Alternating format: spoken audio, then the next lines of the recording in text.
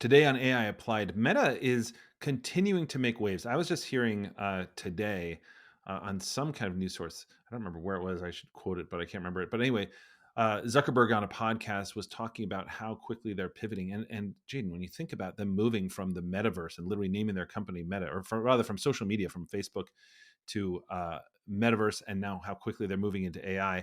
Say what you want about Zuckerberg, but that guy moves lightning fast. Yep. And the huge news that's coming out of late, I think anyway, is first of all a continuation of who he is hiring, how they're all going to fit together, how much they're paying. Every time you see on X, like, oh, those numbers aren't real. Yeah, they are. Like, he really is spending this much on research. He's really going for super intelligence.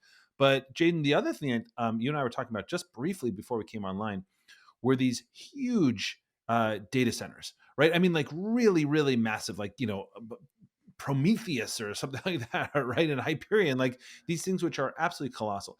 And so anyway, so when you were looking at the meta news, because I know you were sort of like wanting to talk about some of this stuff, like what was interesting to you about all this stuff? Yeah, okay, so you brought up a great point, which is just how fast Zuckerberg is moving. And my thing I would say to people listening is if you want your organization to move as fast as Zuckerberg, you absolutely have to try Connor's Mindset course. He's created, I think, one of the best AI courses out there that does a couple things. Number one, it helps upskill yourself. But number two, if you're already like, I mean, you're in the bubble listening to this podcast, you're in here with us, you're trying to keep on top of the latest in AI, but everyone in your organization may not. So this is something that I think is amazing for his course that he's created. It's really powerful to give to heads of departments. Get your whole department to take this course and upskill everybody together so that you guys are as efficient as possible. The frameworks you need. This is an incredible course. You just got to try it. So there's a link in the description. And yeah, that'll help you act as fast as Zuckerberg is acting. Okay, so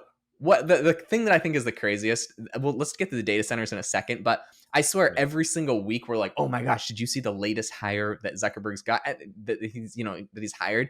And you think, okay, Zuckerberg, he can chill now. He just hired like the top researchers from every single firm, or like two or three of them. Like, he can chill now and go build his thing. No, every single week there are more. He does not stop. This week, apparently, and it's kind of crazy how we get this. So I want to read a snippet from this article from TechCrunch because it I think it gives us a little insight of the insider Silicon Valley, how we know who's moving where and what's happening, Oh and yeah. just also how prolific Zuckerberg is. He must strike fear into the very hearts of most of the CEOs in Silicon Valley at this point. So apparently, there's two researchers at OpenAI that people are saying are going to move over to Meta.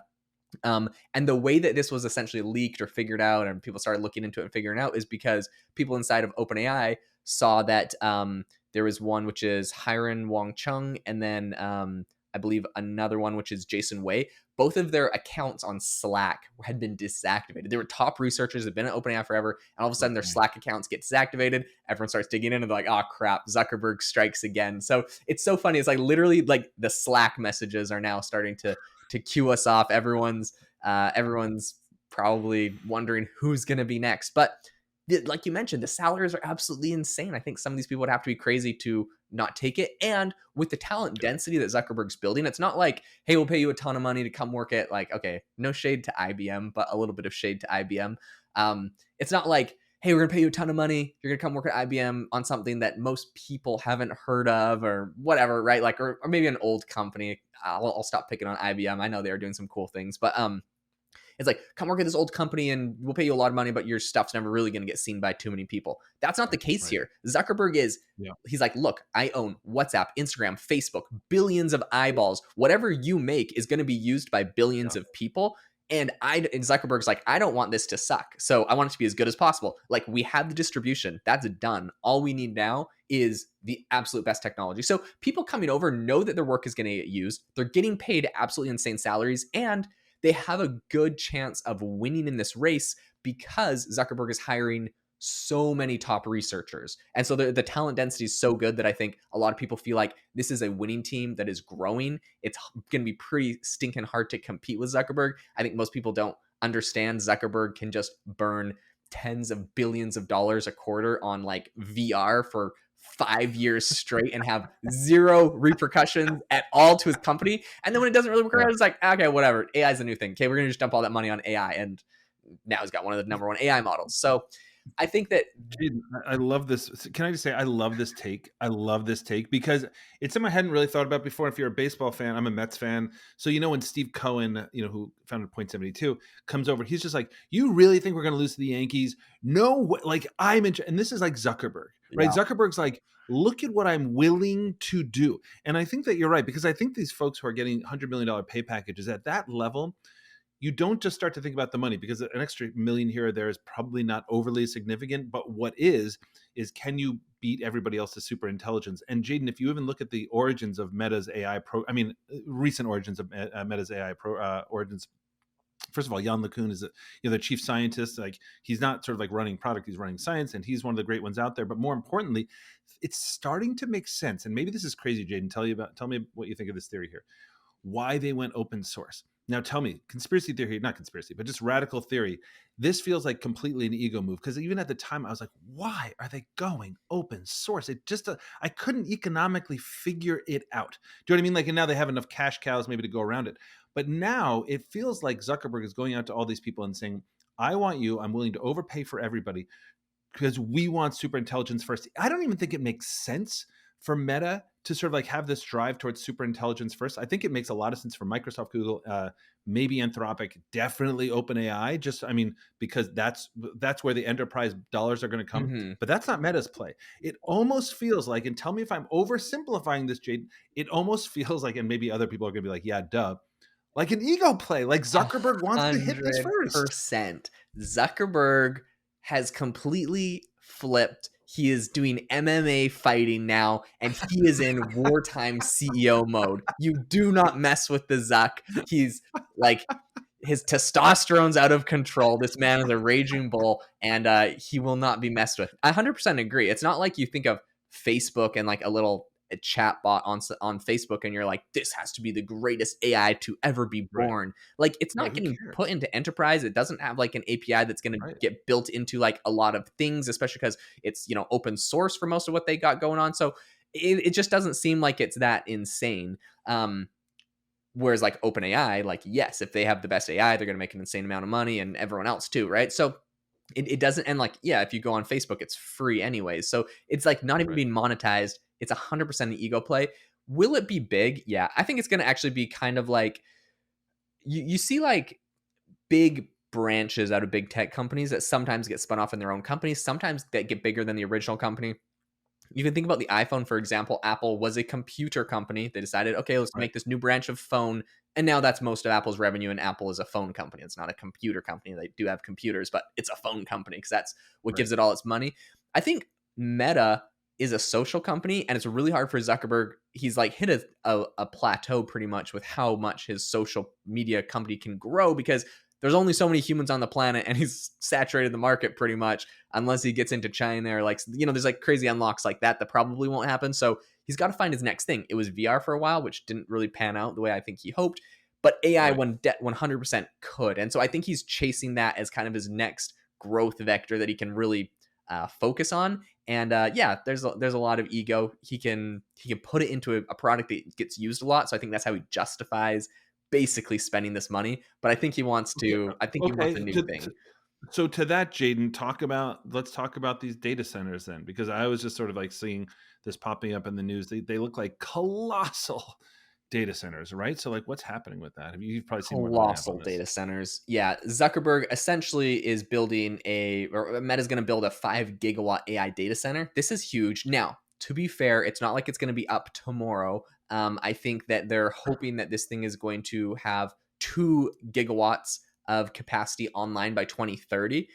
They're also building a second one and so that one I believe is in Louisiana. They're going to build a second one, which is under construction right now, or they're working on, which is in New Albany, Ohio. And that one's going to bring 1 gigawatt on. It's a super cluster. It's called Prometheus. And that one's actually going to come online next year. So that one's going to be much faster. The other one I think is from scratch. It's a new thing, 5 gigawatts, which like that is an insane amount for people that like, if you're trying to conceptualize what a 5 Yeah. gigawatt Yeah. data center actually looks like, Zuckerberg said it's almost the footprint of Manhattan. This thing will completely cover Manhattan. So like it is huge. It's hard to even fathom how big this thing is. So that one's Shane, gonna I was looking up that actually myself, sorry, 'cause, yeah. I was thinking about, like, what is a gigawatt? 'Cause so it seems like it's equal to 1 billion watts, and to put that in perspective, 1 gigawatt, I was just looking this up on Perplexity, which I still love. 1 gigawatt can power about 700,000 to 1,000,000 average US homes at once. It's about the output of a large nuclear power plant, just for sake of So understanding the size. he's building like 5 nuclear power plants. Actually, I guess 6 with the one in Ohio. So it's like 6 nuclear power plants, and, it takes a minute, but, like, he's gonna have 3 of those gigawatts online in the next 5 years, and then should scale up from there. So it's crazy, and also, like, that's just announced today. Like, what's he gonna announce tomorrow or next year or the year Right. after that? Like, I don't think we're gonna slow down. I think the problem that we're gonna all run into is not just building the data centers, but building the energy to power the data centers.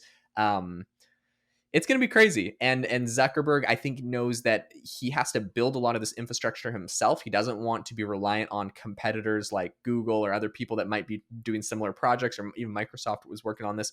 So I think all of these players have to work on, like, once they have the tool, they have to go downstream. They got to build out the data centers. They got to build out like power capacity. We have like Microsoft making deals with nuclear reactors to come back online that were decommissioned because they're like, hey, we want you to, supply our data center with power and stuff. So like you got to figure out where you're getting your electricity from. You got to figure out where you're getting Yep, your data yep. center compute from. It's a crazy world that's so much bigger than just, can you train an LLM? It's huge, and it kinda goes to the case, and this is where I also want people to sort of, like, understand when they're talking about the environmental impact. This is what they're talking about when they talk about the environmental impact, because I think that there's a sense, or maybe a misconception.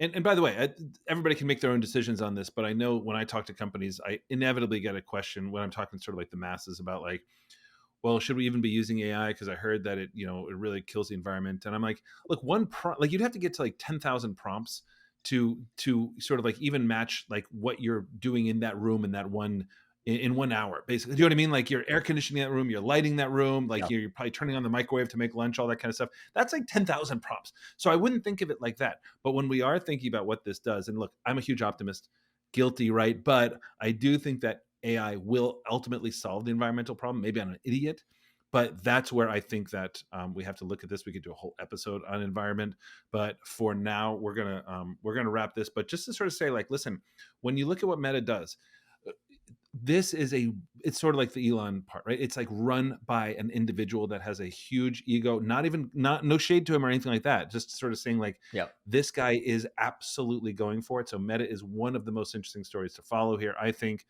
Don't forget to check out AIbox.ai. You can, for $19 a month, you can get every tool. This is Jaden's startup. We love it. It's like so cool. It's saving me just tons and tons of money, which I'm personally happy for because I know he's invested a lot in it. And also leave us a rating and review. We so appreciate you guys, and we will see you next time.